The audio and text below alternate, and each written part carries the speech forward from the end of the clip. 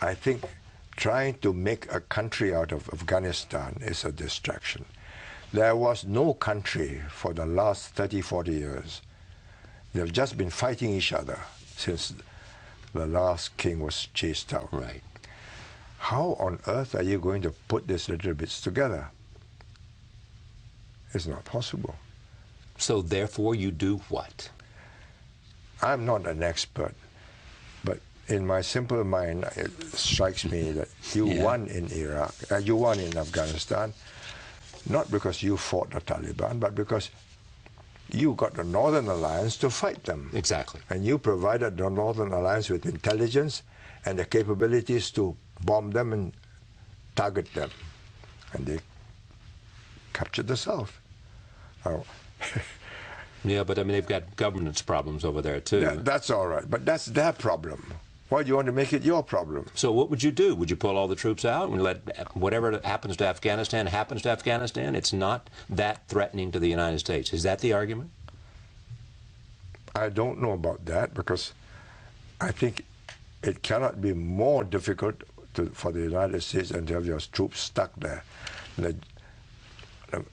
The Russians are a brutal, ruthless, so a lot of army people. Right. 120,000 of them were there. But they had to leave. Yeah. And we helped that because we supported the Mujahideen. Yeah. The Mujahideen had a lot of support from around the world who wanted to see the Soviet Union take it. Yeah. But whether or not the Soviets helped them to get the Americans out, I think the Americans and the NATO troops, the NATO members are very skeptical of the outcome.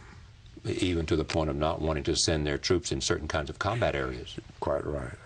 Yeah. Yes, of course, because you get shot for nothing.